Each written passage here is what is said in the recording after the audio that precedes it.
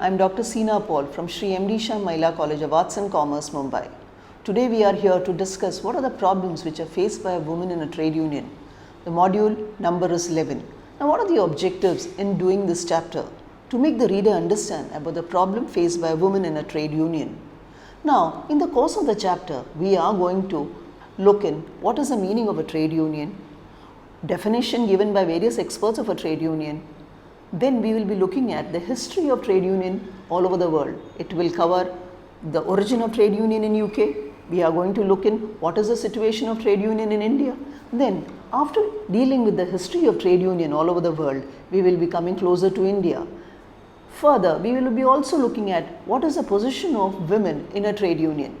After dealing with all this, we are going to look in what are the problems which are faced by women in a trade union, because when we look at the share of women in a trade union, we will realize that the share of women in a trade union is very marginal.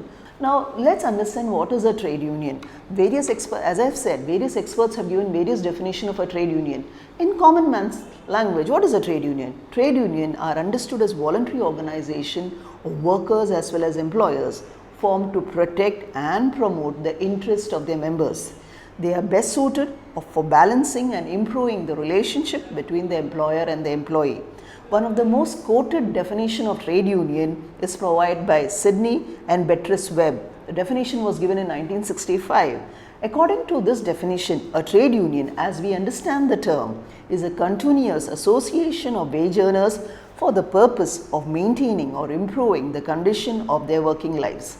After looking at the definition of a trade union, now let's look at the history of a trade union movement all over the globe. Trade union movement, if you go to technically see, originated in the 14th century with the outbreak of trade union movement in England. However, as an organized movement, trade union originated only in the 19th century in the Great Britain, continental Europe and in the United States. In India, trade union has known history of over 100 years. The earliest trade union movement in India was the Bombay Mill Hand Association, which was formed in 1890. It was followed by the formation of Amalgamated Society of Railway Servants of India and Burma in 1897. Beginning of the 19th century, we saw a spurt in the trade union activity all over India. However, all these organizations which were formed in the early part of the 19th century were ad hoc bodies and could hardly be regarded as a trade union in the modern sense of the term. But things started changing with the outbreak of the First World War and certain other national and international events which saw a surge in the nationalist movement in India, such as Russian Revolution of 1917 and the establishment of ILO saw the beginning of the labor movement in the true modern sense.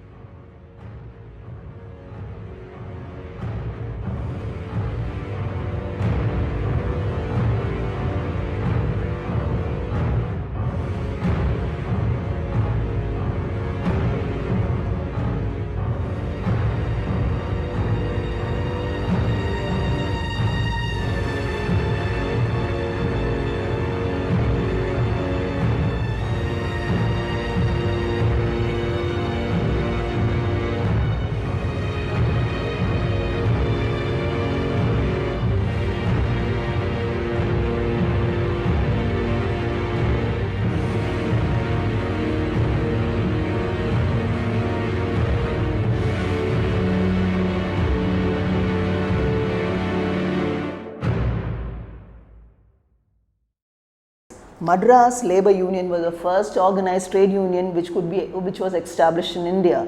Decade following the end of the First World War saw greater demand for the coordination of activities among the individual union. This demand led to the formation of All Indian Trade Union Congress, and which was established in 1920. The second central leadership, central trade union which was established was Centre Labour Board Bombay 1922, All Indian Railway Federation 1922, and the Bengal Trade Union Federation 1922. So all these three organizations came up in the year 1922. Another important landmark in the history of Indian trade union movement was the enactment of Indian Trade Union Act 1926. The enactment of the act was the consistent effort put forward by Shri N.M. Joshi, then General Secretary of All Indian Trade Union Congress. In March 1921, Shri N.M. Joshi successfully moved a resolution in the Central Legislative Assembly recommending that the government should introduce legislation for the registration and the protection of trade unions in India. However, as expected, employers in India were in not favor of the adoption of this legislation. They vigorously opposed the enactment of the legislation. As a result, it took more than 5 years for the enactment of this act. Now, what are the main points of this act? This act summarizes all the modalities pertaining to the registration of trade union, decision of trade related disputes. That act set guidelines for both the workers as well as for the employers. The act deals with the registration of trade union, their rights, their liabilities, their responsibilities, as well as it ensures that their funds are properly utilized. It gives legal and corporate status to the registered trade union. It also seeks to protect them from civil or criminal prosecution so that they can carry out their legitimate activities for the benefit of the working class. The act is applicable not only to the workers' trade union, but it is also applicable to the Association of Employers. It extends to the whole of India. After the independence, the trade union movement in India took a different turn. It took a political line. At the time of independence, there were only two Central Federation of Trade Union in the country, namely AITUC and the INTUC. But the desire of the political parties and their distinct group to influence the working class and the trade union movement led to the formation of a newer Central Federation of Trade Union. Each of these were conceived to be platforms that provide footholds to the different political parties and groups. By 1955, there was a surge in the Central Federation. By 1955, 5 Central Trade Union organizations were operating in the country, and each were the arm of different political parties. The trade unions which were operating in India, Central Trade Union which were operating in India at that point of time was All Indian Trade Union Congress, which was established in 1920 and was regarded as an arm of the Communist Party of India. Then we had INTUC, which is regarded as an arm of Congress Party. Then another Central Trade Union which was established, that was in 1948, that was known as Hind Mazdoor Sabha, and it was an arm of Socialist Party. United Trade Union Congress, which was established in 1949, it was an offshoot of the Revolutionary Socialist Party in India. Bharatiya Mazdoor Sangh was established in 1955, which was considered as an arm of Bharatiya Janata Party. With the adoption of the planned economic activity and an emergence of new undertakings in the private sector, the trade union activity in the country received a spurt, which consequently resulted in the expansion of number of registered trade union. As of now, the Ministry of Labour has recognized 12 Central Trade Union organization and registered 84,642 trade unions in India. Out of the registered trade union, only 9,709 trade union are currently submitting its return to the government. The total membership of these registered trade unions stood at 95,73,000 in 2008, out of which percentage of women is very marginal, that is 22.5%. Despite a large expansion in registered trade union, there are signs of waning attraction towards Central Trade Union, decrease in unionization, emergence of independent trade unions that are not affiliated to Central Trade Union but are associated with political parties, and so on. Now, after looking at the story of trade union movement in India, now let's come, what is the position of women and trade union in India? As said before, the share of women in the registered trade union is very low. India has a strong workforce of over 481 million, out of which 149 million are women. This is as per as the census 2011. The majority of these women are employed in the rural sector and they work as agricultural laborers. 55.21% of the total agriculture workers in India is made up of female workers. Even though the share of the female workforce in the total workforce is significant, but the participation of women in the trade union movement has been historically low, and this share in the trade union membership is only 22.5%. This phenomena is not Indian centric. This phenomena is visible all over the globe. Whether it is a developed country or it is an underdeveloped country, the story remains the same. According to Susan Haitia and Valentia Sosakia in their study in 2011, speaks about the statistical indicators on trade union density of 77 countries and statistical indicators on collective bargaining of 62 countries. According to this study, most of the countries, in comparison to women, more men are members of trade union. Another worldwide study which was carried out by ILO and ICFTU in 2000 on all ICFTU members and international trade secretariats at the end of the 1990s, the report also reproduces the same fact, the fact that the participation of women in the trade union is very low. Not only is the women's share in the trade union membership is low, but the participation of women in the decision-making bodies of trade union is also very low. Various studies have confirmed these facts. For example, a cross-national study undertaken by Queen Mary College, University of London in the year of 2012 found that both in UK and in USA, women still have fewer top position in trade unions despite growth in overall female membership. The result of the study indicated that among UK's 10 larger unions, only 4 women are serving as general secretaries. In USA, even though women representation has increased since the 1970s, men continue to take the topmost union position. Berenice is one of 1,500 participants at the World Congress of the International Trade Union World Confederation, which takes place every 4 years.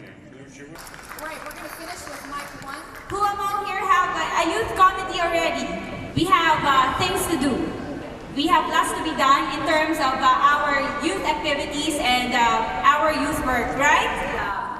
We cannot avoid the median age in the Philippines is 23, but the economic upturn in the country is scarcely reaching young people. The hourly wage at McDonald's is the same as the price of a hamburger. Stephanie from Germany, Freda from Ghana and Berenice from the Philippines confer on how to motivate young people to join trade unions. Graduates.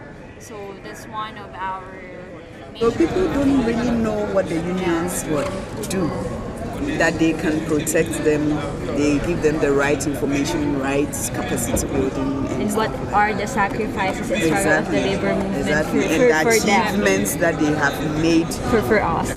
In the collective bargaining over wages, vacation pay, safety standard for workers. The list of issues the World Trade Unions address is long. In 9 major US unions with significant female membership, women comprise only 24% of the top labor leaders, but in none of these unions does the female proportion of leaders reflect membership rates.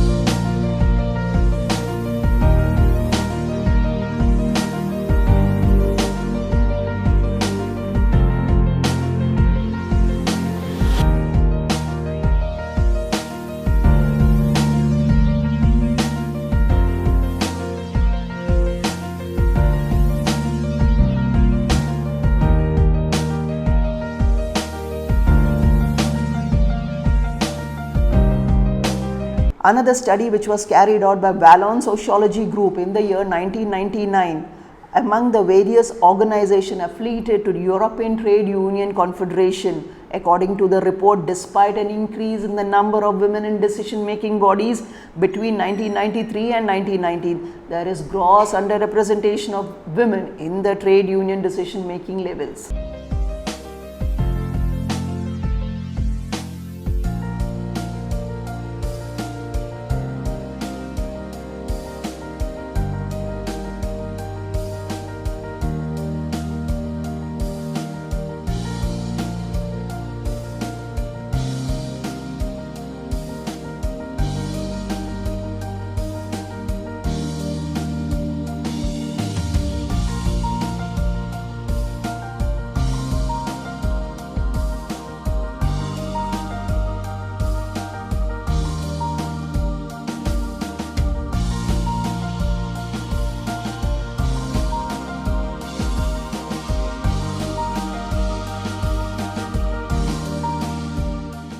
Till now we saw that the participation of women in trade union is very low.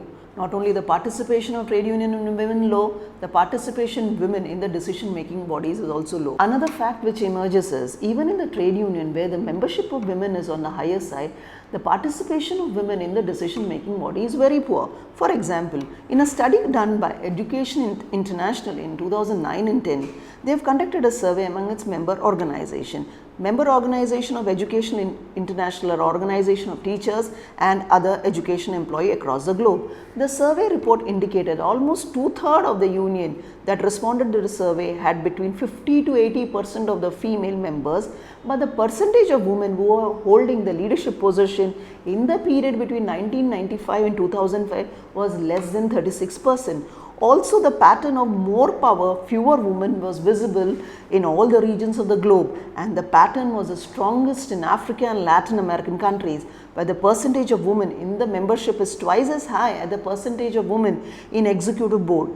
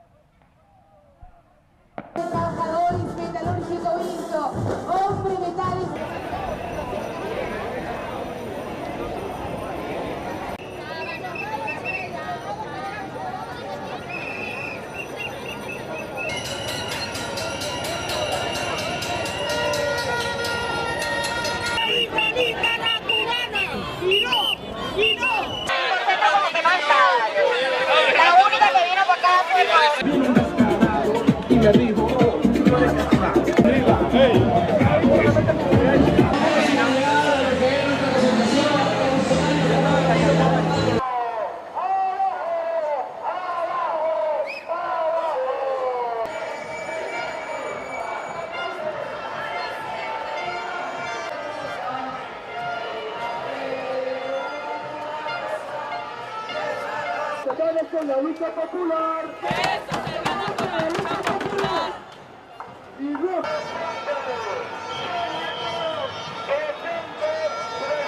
Sarkar and Bhaumik in 1998 studied 157 workers in the plantation industry in North Bengal to ascertain the involvement of women workers in the trade union. They observed that though women form half of the workforce in the plantation, they have remained marginalized in the trade union of plantation workers. Of the 157 women workers, only 17% women regularly attended union meeting and participated in the meeting, and only 17 women hardly ever took in the negotiation with the employers or conciliation talks between government and the employers. The study conducted by the ILO and ICFTU in 2000 also confers that there is no proportional representation for women in the trade union management. The study emphasized that women held less than 1/3 of the senior decision making posts in over 60% of the trade union.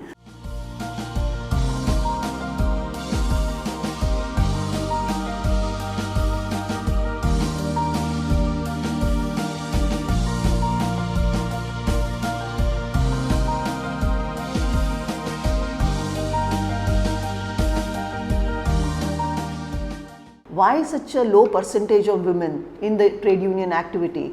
There are certain problems which are faced by women in the trade union activity. We are going to check in what are the factors which hinder the women participation in the trade union activity. Few women enroll as trade union members and even fewer participate in the decision making bodies of trade union. Hence, trade unions have generally been dominated by male members. The problem faced by women in the course of the participation in the trade union activities are as follows. The first, society is strongly biased against women participating in the trade union. These are conveyed in many ways, and attempts are also made to dissuade them from taking part in the trade union responsibility.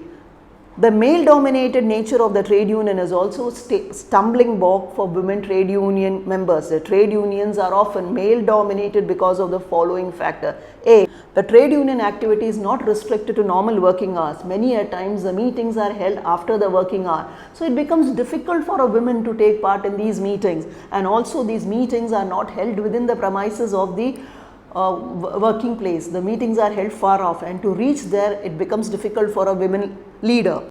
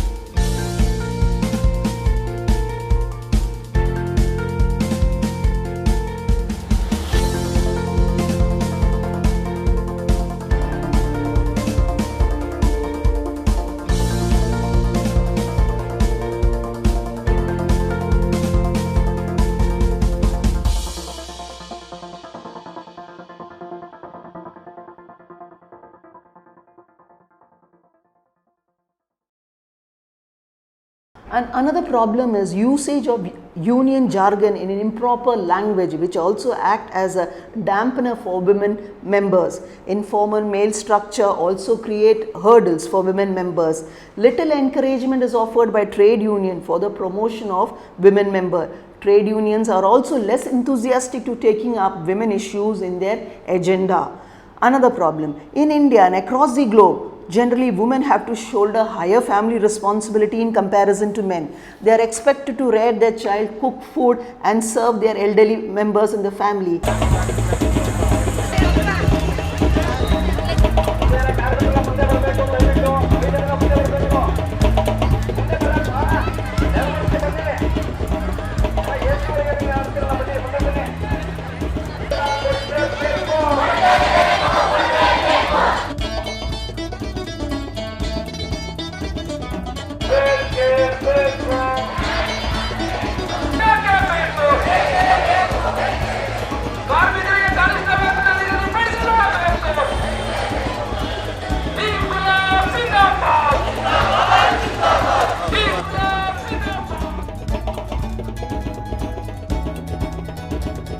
Given this situation, a woman who is active in a trade union has to take up three responsibilities. One, as a member of the family, second, as a member of a trade union, and three, as a member of an organization. Religious taboos and cultural innovations make it difficult for women to break into male environment. This is because women are often socialized to play a subordinate role to men, which result a lack of confidence among women when it comes to assuming public and leadership role. In the workplace, women are often employed in a subordinate position under the supervision of men in power. The occupational segregation in union structure create barriers for their advancement. The fact that large number of women are found in just a few occupational groups result in only a few women being represented on the committees and bargaining teams. Also, it's difficult for women in a low status job to represent workers in a higher grade. Another biggest fear of women working in a trade union is the fear of losing job, fear of retaliation by the employers, which also holds her back in taking part in the trade union activity. Another point which acts as a dampener for women taking part in the trade union activity is her lack of knowledge about the benefits of the trade union membership, her lack of interest in trade union activity, and her attitude of staying back in the background at work also prevents her from taking devoted interest in the trade union activity. Now let's summarize what we have learnt in today's chapter. A trade union organization is a voluntary organization of workers as well as employers formed to protect and promote the interest of their members. A trade union which originated in the 14th century in England, but as an organized movement, trade union originated only in the 19th century in Great Britain, which spread to continental Europe and in United States. In India, trade unions had a history of more than 100 years.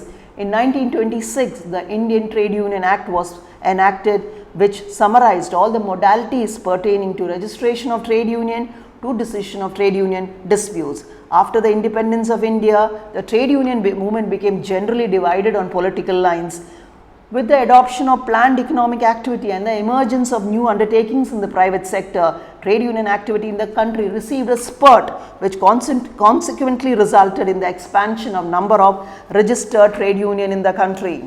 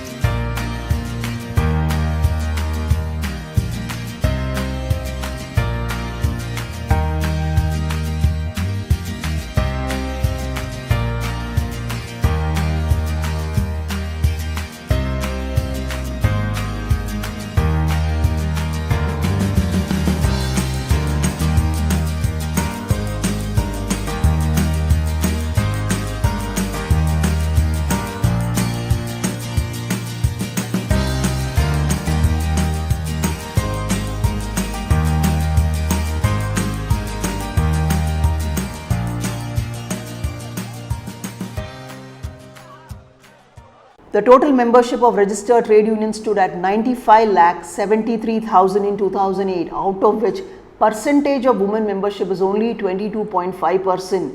Even though the share of female workforce in the total workforce is significant, but the participation of women in the trade union movement is historically low. Their share in the trade union membership is only 22.5%.